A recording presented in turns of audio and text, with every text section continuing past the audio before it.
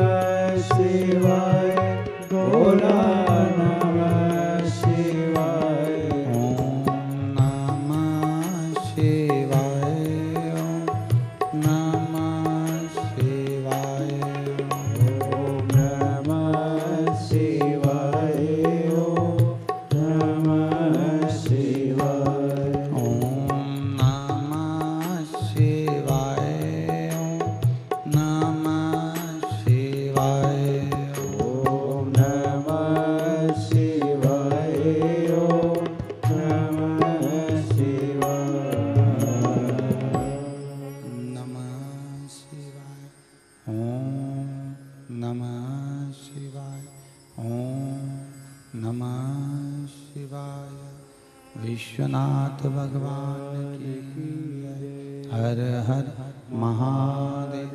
हर हर महादेव। हर हर महादेव। हर काशी विश्वनाथ त्रिकालदर्शी कैलाशी अविनाशी भूत भावन भूतेश्वर भगवान शिव, जिनके पुनित पावन शिव महापुराण की कथा, जो जीवन का एक आनंद सुख प्रदान करती है।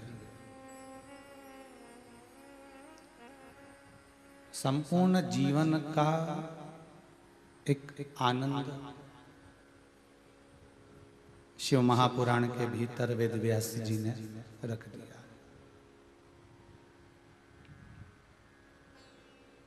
और उस संपूर्ण जगत का कल्याण करने वाली शिव महापुराण का स्मरण अपन सब आस्था चैनल के माध्यम से अपने अपने घरों में बैठकर फेसबुक यूट्यूब के माध्यम से मोबाइल पर इस पुनित शिव महापुराण की कथा को कुबेरेश्वर धाम से बाबा ओघड़दानी की इस पूर्ण आनंदमय भूमि से संपूर्ण विश्व में बैठकर अपन कथा का स्मरण कर रहे हैं, लाभ ले रहे हैं।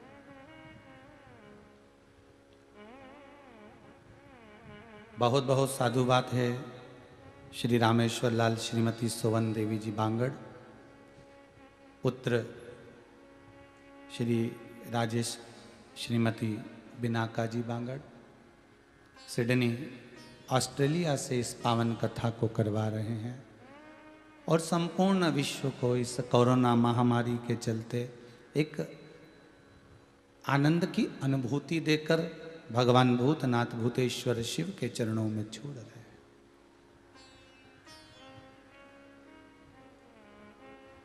आज कथा का 7वां दिवस है, विराम दिवस है।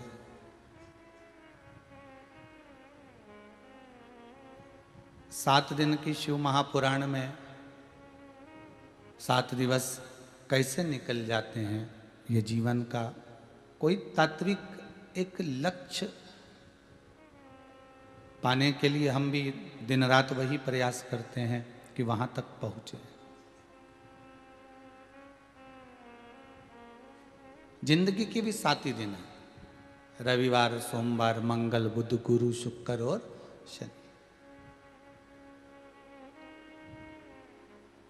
जन्म हमारा इन्हीं 7 दिनों में हुआ है,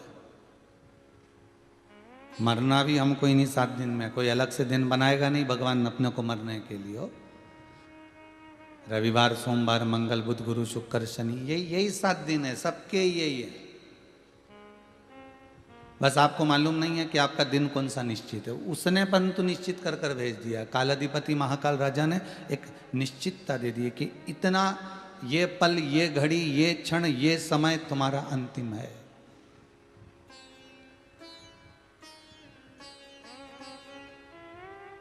जीवन के भी 7 ही दिन है, रविवार सोमवार मंगल बुध गुरु शुक्र शनि। रविवार को जन्म हुआ, सोमवार को बड़े हुए, मंगलवार को ब्याह हुआ, बुधवार को बच्चे हुए, गुरुवार को बीमार पड़े, शुक्रवार को हॉस्पिटल गए, शनिवार को सीताराम हो गए। 7 दिन तो यूं ही निकल गए। छोटी सी जिंदगी में हम ऐसे ही जीवन को निकाल रहे हैं।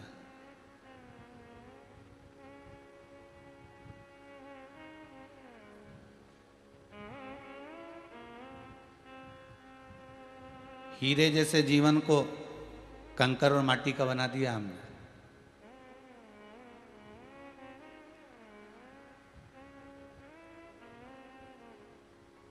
मां को सबसे ज्यादा दुख कब होता है? जम के बोलिएगा जरा। जितने लोग आस्था चैनल के माध्यम से कथा सुन रहे हो, टीवी पर या मोबाइल पर सुन रहे हो, माता को सबसे ज्यादा दुख कब होगा? माता के जीवन में सबसे बड़ा दुख जब होता है कि माँ अपने बेटे को बनाना कुछ चाहती है और बेटा बन कुछ जाता है।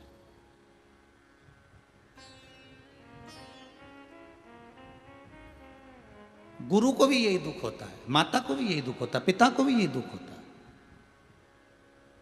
गुरु भी चाहता है कि मेरा जो शिष्य है, जिसको मैंने संवारा है, जिसको मैंने बनाया है और जिसको मैं बाल्य अवस्था से इसको संवारने का प्रयास कर रहा हूं। भाई, सारे फूलों की माला नहीं बनती। बनती है क्या?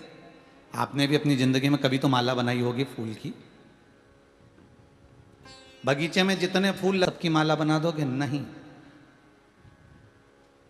और बड़ी मंडी में से फूल खरीद कर लाओगे और माला बनाना है, तुमको 50 माला बनाना है, 100 माला बनाना है, तो क्या सभी फूल की बना लोगे? नहीं। कौन से फूल की माला बनेगी? पहले फूल वाले ने, माली ने, जो खेत में जो जिसके फूल लगे हुए हैं, सबसे पहले वो माली बगीचे में जाता है और फूल देखता है कि कितने फूल लगे हैं और कैसे फूल लगे। तो क्या माली सारे फूल तोड़ लेता है? नहीं, माली वही फूल तोड़ता है जो माली को प्रिय लगता है।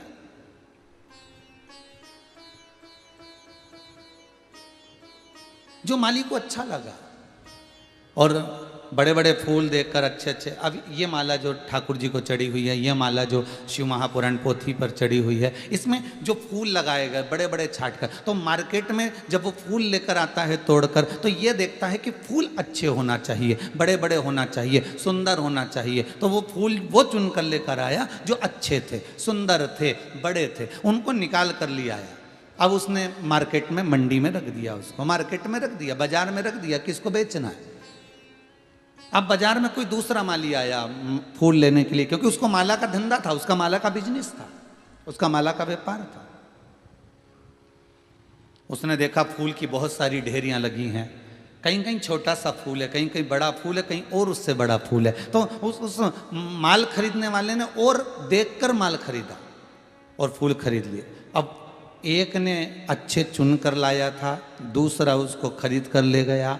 फिर अब वो माला जब बनाने बैठा ना, तो वो भी फूल छाट रहा है। तुम कभी किसी माला बनाने वाले के पास में 15 मिनट खड़े होकर देखना, 5 मिनट खड़े होकर देखना, जब वो माला बनाता ना तो अच्छे अच्छे फूलों को छाट छाट कर, ये बड़ा है और उसको लगा, फिर अच्छा, फिर जो बेकार होगा उसको वहीं पड़े रहने देगा, उसको साइड में निकालते जाएगा, और अच्छे अच्छे फूलों को देखकर फिर वो माला बनाता। अब एक ने तोड़ कर लेकर आया, दूसरे ने माला बनाई खरीद कर, तीसरा गया खरीदने के लिए। माला 3-4 तरह की टंगी हुई थी, छोटे फूल की भी थी, बड़े फूल की भी थी। अब आप जब खरीदने के लिए गए तो खरीदार ने देखा कि जो अच्छे फूल की माला है, बड़े फूल की माला है, वही आप खरीदना पसंद करेंगे। ये 20 रुपए की, ये 15 रुपए की, ये 50 रुपए की, हमें ये दे दो। ये 5 रुपए 3 रुपए वाली जो छोटे छोटे फूल रहने दो, इसको करेंगे क्या, पड़े रहने दो, हमें बड़े फूल की माला चाहिए।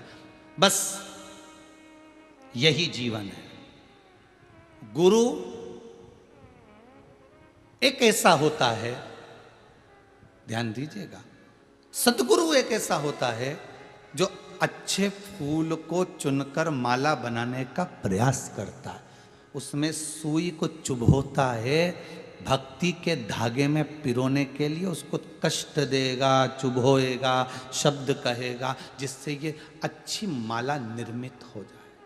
अच्छी जगह अगर ये बन गई तो भगवान के चरणों में, भगवान के गले में पहुंच जाए। संत सदगुरु साधु तपस्वी साधक उपासक जितने भी होते हैं, माता पिता आदि जो भी होंगे, वो कुछ अच्छा चुनकर तुमको बनाने का प्रयास करेंगे।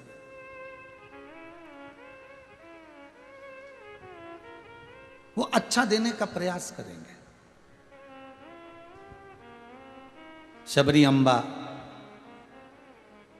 राम जी को अगर बेर दे रही है ना, तो पहले उसको चखती है। क्यों? जम के बोलो, किस लिए? कि खट्टा ना हो, तीखा ना हो, बेकार ना हो। तो शबरी अम्बा बेर को चखती है। माँ अपने बेटे को, अपनी बहू को, अपने बच्चों को कुछ देने से पहले अगर कुछ प्रदान कर रही है तो पहले विचार करती है कि मैं ये चख लूं, मैं इसको जो बनाना चाहती हूं ये बन सकता है कि नहीं सकता। इसको मैं उस सीढ़ी तक लेकर जाना चाहती हूँ, उस मंजिल तक लेकर जाना चाहती हूँ जिस मंजिल तक कोई ना पहुंचा। माता पिता गुरु अपने बच्चे को मंजिल तक पहुंचाने का बहुत प्रयास करते। अब मर्जी आपकी है, आप कितनी गहराई तक जाते हैं, कितनी गहराई तक। समुद्र के किनारे मॉर्निंग वॉक करने वाले जो मॉर्निंग वॉक करते हैं, समुद्र के किनारे, जो तालाब के किनारे, जो सरोवर के किनारे, नदी के किनारे जो मॉर्निंग वॉक सुबह सुबह घूमने के लिए जाते हैं, उनको बड़ा मजा आता है सुबह सुबह समुद्र के किनारे घूमने में। बोलो आनंद आता है कि नहीं आता? समुद्र के किनारे घूम रहे हैं, उनको मॉर्निंग वॉक करने में बड़ा आनंद आ रहा है। उनको समुद्र के किनारे घूमने में, कोई कोई शाम को भी जाता है बीच पर, जूह पर, तो उनको बड़ा आनंद आता है। समुद्र के किनारे घूमने वाले को बड़ा मजा आता है। क्या केवल उसी को आनंद आता है? क्या केवल उसी को मजा आता है? केवल उसी को आनंद आता है? नहीं, उससे ज्यादा आनंद जो समुद्र के पानी में खड़ा रहता है, पानी की लहर जिसको लगती है, उसको उससे ज्यादा आनंद आता है। बोलो आता है कि नहीं आता? जो किनारे पर घूम रहा है उससे ज्यादा आनंद पानी में खड़े रहने वाले को आता है। पानी में खड़े रहने वाले को इतना आनंद आता है, जैसी लहर आएगी, बालू रेत नीचे पांव से खसक कर जाएगी, लहर वापस जाएगी, उसको और आनंद आ रहा है। पर उससे ज्यादा आनंद किसी और को भी आ रहा है जो समुद्र में नहा रहा है, जो अटखेलियां कर रहा है पानी में, जो नहा रहा है, उसको और आनंद आ रहा है। और उससे ज्यादा आनंद, नहाने वाले से ज्यादा आनंद किसको आ रहा है? जो डुबकी लगा रहा है, जो डुबकी लगा रहा है, डूब रहा है, डुबक रहा है, उसको आनंद आ रहा है। और डुबकी लगाने वाले से ज्यादा आनंद किसको आता है? बोलो जम के। जो समुद्र के अंदर गोता लगा रहा है और बिल्कुल नीचे जाकर सीप में से मोती निकाल कर ला रहा है, सबसे ज्यादा आनंद उसको आ रहा है। बस यही हमारा जीवन है। कोई कोई ऐसे होते हैं जो समुद्र के किनारे पर घूमते रहते हैं, कोई कोई ऐसे रहते हैं जो मन में सोचते तो हैं कि मैं सत्संग में जाऊंगा, कथा में जाऊंगा, मंदिर जाऊंगा, देवालय जाऊंगा। ये उसी में के हैं जो समुद्र के किनारे घूम रहे हैं।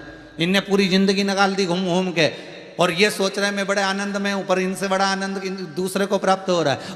और भी हैं, कोई कोई ऐसे भी हैं जो पानी के अंदर जाके खड़े हो गए, कई कई ऐसे हैं जो मंदिर के अंदर जाकर बैठ जाते हैं, कई कई ऐसे हैं जो प्रवचन में जाकर बैठ जाते हैं, कई कई ऐसे हैं जो टीवी खोलकर बैठ जाते हैं, कई कई ऐसे हैं जो कथा में जाकर बैठ जाते हैं। पर वो उतना ही, बस पानी आए और पांव के नीचे से निकलता चले जाए, इनको भी आनंद आ रहा है। पर इनसे ज्यादा आनंद उसको आ रहा है जो डुबकी लगा रहा है। कोई कोई ऐसे भी है जो मंदिर में जाकर दिया भी लगाते हैं, पानी भी चढ़ाते हैं, अगरबत्ती भी लगाते हैं, अभिषेक भी करते हैं, पूजन भी करते हैं, मतलब ये डुबकी लगा रहे हैं। और इनसे ज्यादा आनंद उसको आता है किसको? जो डूब कर गोताखोर अंदर जा रहा है। बस सबसे बड़ा आनंद वही है कि बिल्कुल नीचे तक गया और मोती निकाल कर लिया आया। सही भगत वो होता है जो कथा के मध्य में, कथा के अंतर्गत या भगवान की भक्ति में इतना डूब जाता है, इतना नीचे पहुंच जाता है कि उसमें से एक मेरे महाकाल रूपी मोती को निकाल कर ले आता है, भगवान को निकाल कर हृदय में बिठा लेता है, जो अनमोल मोती को लाकर सामने प्रस्तुत कर देता है। बस वही जीवन का सार्थत्व उसको प्राप्त हो जाता है। घूमने से कुछ नहीं मिलने वाला, पानी की लहरों में बैठने से कुछ नहीं मिलने वाला, स्नान करने से कुछ नहीं मिलने वाला। अगर सही तरह से अपनी जिंदगी का आनंद लेना है तो शिव महापुराण में थोड़ा सा अंदर जाना पड़ेगा, थोड़ा सा पहुंचना पड़ेगा, मिल जाए।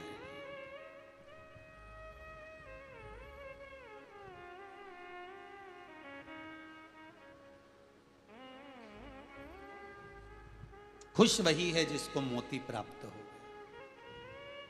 कितनी कठिनाई में मिलता है मोती, कोई साधारण मिले?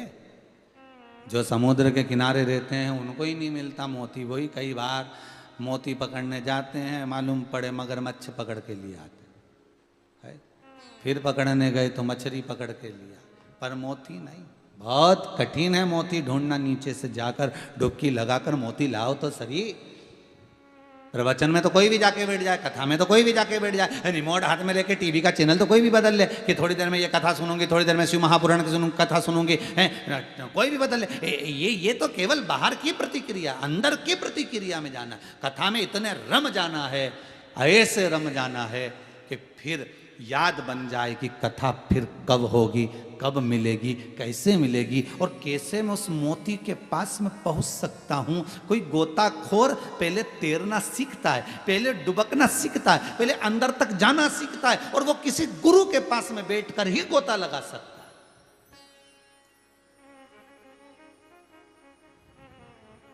है। ऐसे नहीं मिल सकता।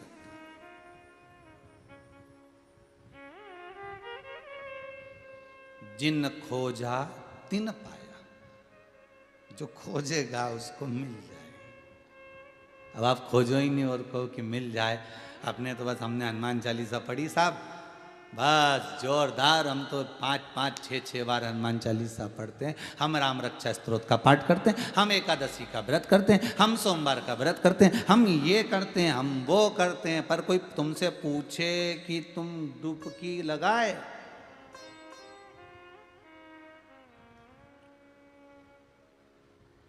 हम तो रोज मॉर्निंग वॉक करने समुद्र के किनारे जाते हैं। अच्छा, कभी गोता लगाया? अरे राम, हमको कोई तैरना आता है? तो फिर कहीं मतलब का घूमना तुम्हारा, ऐसे घूम घूम के तो जिंदगी निकल गई, फिर क्या मतलब का?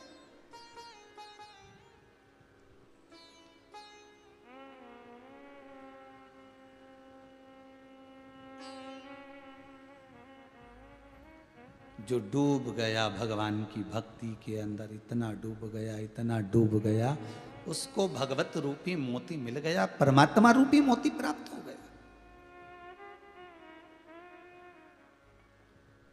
उसी को मिला। कई लोगों को तो जिंदगी जीना नहीं आती, आज भी चौकीदार हैं कई पैसे वाले।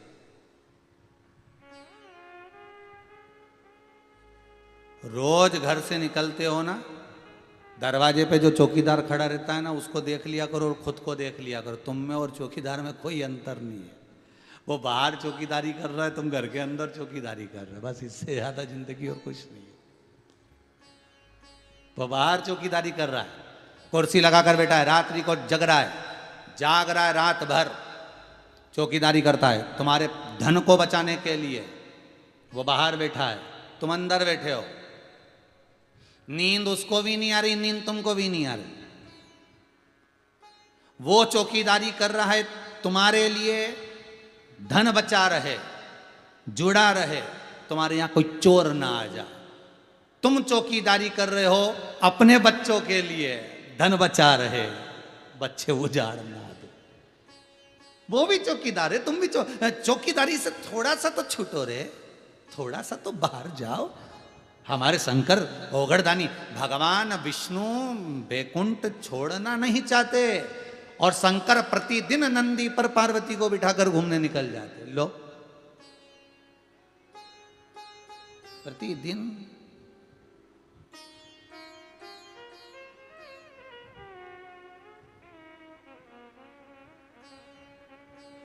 ये सूरत वाले सोमानी जी पहले कथा कराए, हम इनको देखकर, हमने पहले भी कहा था, आज फिर कहते हैं कि ये दोनों पति पत्नी का कहना रहता है, भैया जी बोलते हैं तो हम वापिस आ जाते हैं घूमने के लिए, चल देते हैं। बस यही है, समझ लो ये चौकीदारी नहीं है। इसी को कहते हैं कि चौकीदार नहीं होना। भोलेनाथ बुलाए, भगवान आवाज लगाए, अब मन कर रहा है मेरे को बद्रीनाथ जाना, मेरा मन करता है मैं कैलाश जाऊं, मेरा मन करता है महाकाल जाऊं, मेरा मन करता है भगवान की भक्ति में जाऊं, मेरा मन करता है शिव महापुराण की कथा सुनने जाऊं, मेरा मन करता है मैं सत्कर्म की ओर अग्रण्य हो जाऊं। तो ये चौकीदारी से वंचित है, क्योंकि चौकीदार तो एक जगह बैठा रहता है, उसको जाने की फुर्सत नहीं है। उसको फैक्ट्री से, उसको दुकान से, उसको व्यापार से, उसको आदि काम से कहीं नहीं जा सकता। जोड़ा जोड़ा तिजोरी में रखा, तिजोरी में रखा, रात को जागा और जोड़ा, जोड़ने के बाद बच्चों को दिया। ये चौकीदारी है, केवल चौकीदार। अरे संसार में कई ऐसे भी हैं कि बेटों के ब्याह हो गए, बेटियों की शादी हो गई, सब काम धंधे से लग गए, व्यापार व्यवसाय से लग गए, उसके बाद भी आसक्ति भरी हुई है कि अभी भी और कमाना है, और जोड़ना है, और जोड़ना है, कहीं बच्चों के लिए, कहीं बेटियों के लिए, कहीं दामादों के लिए, कहीं इसके लिए, कहीं उसके लिए, और जीवन गंवा दिया, परमात्मा के भजन में नहीं लगा। केवल चौकीदारी कर रहा, केवल चौकीदारी। धन का सही मालिक कौन है? पैसे का सही मालिक कौन है? जो अपने ऊपर भी खर्च करे और सत्कर्म भी करता रहे। धन का सही मालिक वही है। केवल जोड़ा जोड़ा जोड़ा जोड़ा जोड़ा और मालूम पड़े ऐसी कोरोना महामारी जैसी तीसरी चौथी लहर आ गई, न मालूम पड़े निपटी गया और सब धरा की धरा रह गया। तो कई मतलब का जीवन, फिर वो क्या मतलब का, फिर वो किस काम का?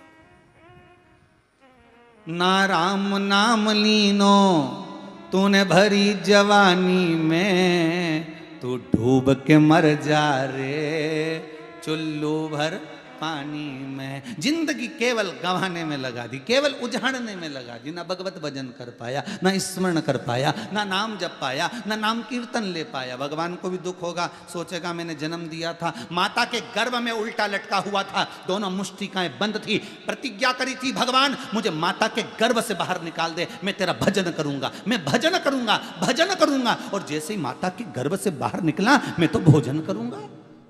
भजन गाया, 3-4 बार खाए, कभी राम गुण ना गाए। हरि जीभ्या, पूरे शरीर में सबसे आलसी डिपार्टमेंट है जीवान। चुगली में घंटों निकाल दे, लड़ाई में 2-3 घंटा मालूम ही नहीं पड़ने दे। ऐसी भगवान को भी मालूम था बहुत गजब, इसलिए इसको 3 जगह से बांधा है। जीवान कभी कांच में ऊंची करके देखना, 3 जगह से बांध के रखी, टपर टपर मत करना। 3 जगह से बांधी, उसके बाद भी नहीं मानी। तब लक्ष्मी जी ने भगवान विष्णु से कहा कि प्रभु ये इसका कुछ करो। भगवान बोले चिंता मत कर, इसके लिए 32 सैनिक लगा देता हूं। जब ज्यादा चबड़ चबड़ करेगी तो 32 सैनिक काट खाएंगे। तो दांत लगा दिए 32 कि ज्यादा निकले नहीं तो निपटा दो, और वहीं काट दो। तो कहीं जो जल्दी जल्दी ज्यादा ज्यादा बोले नहीं खाता पीता तो उसकी काट दे, और तुरंत काटे वो जीवान को। अब उसमें से खून निकले, और सबसे क्या मर्द कटी गई, लोगों की नाक कटे कि जीवान कटे, तो भी नहीं समझ में आए कि क्यों कटी। उसके बाद भी लक्ष्मी जी ने कहा प्रभु अब क्या करें, ये तो फिर भी नहीं मान रही। तो भगवान ने कहा चिंता मत कर, 2 दरवाजे लगा दूं, उसमें बंद रहेगी। होठ लगा दिए, बंद रहे, फिर भी नहीं मानी। गजब, तो भी बोलने में पीछे नहीं आए। सबसे आलसी डिपार्टमेंट है पूरे शरीर में जीवान, बहुत आलसी। राम नाम के आलसी, खाने के होशियार। तुलसी ऐसे जीव को बारंबार धिक्कार। बताओ खाने के नाम क्या स्वाद बताए, दही बड़ा अच्छा बना साहब, कड़ी अच्छी बनी साहब, दाल अच्छी बनी साहब, रोटी अच्छी बनी साहब, चाय तो 1 नंबर बनी साहब, कॉफी बहुत बढ़िया बनी साहब, क्या जोरदार कुरकुरा है, क्या जोरदार वेपर्स है, स्वाद इतना जोरदार बताए तुरंत। और जैसे इसको कह दे तू जितना खाने का स्वाद बताए उतना राम नाम का क्यों नहीं बताए, और इसको बिठा दो राम राम जपने के लिए, फिर जा जीवान देख जे जरा, राम राम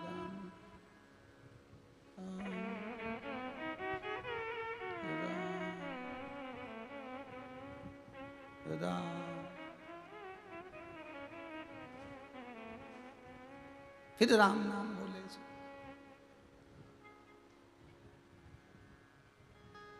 कहां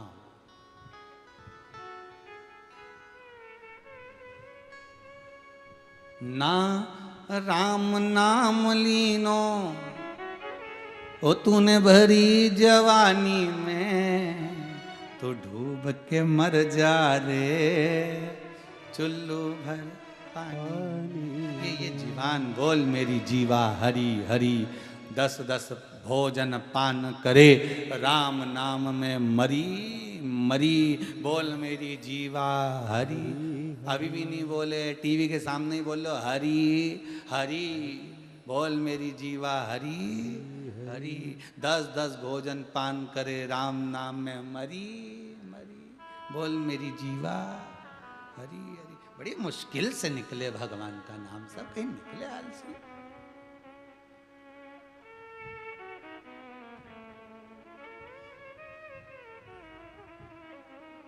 आधा घंटा तुम भगवान के सामने बैठो नहीं, आसन लगा के भगवान का पाठ करने, तो तुम्हारा मन नहीं लगे। और 2 घंटा ओटले पे चुगली करने बैठे तो ऐसा मन लगे साहब। किसी की बुराई तो चालू करो बस। तुम गाड़ी में सफर करो, अच्छा सफर करो और बोर हो रहे हो, तो किसी एक टॉपिक पे किसी की बुराई करना चालू कर दो। कब इंदौर आ जाएगा, कब उज्जैन आ जाएगा, कब भोपाल आ जाएगा, मालूम ही नहीं पड़े साहब, टाइम निकली गया तुरंत।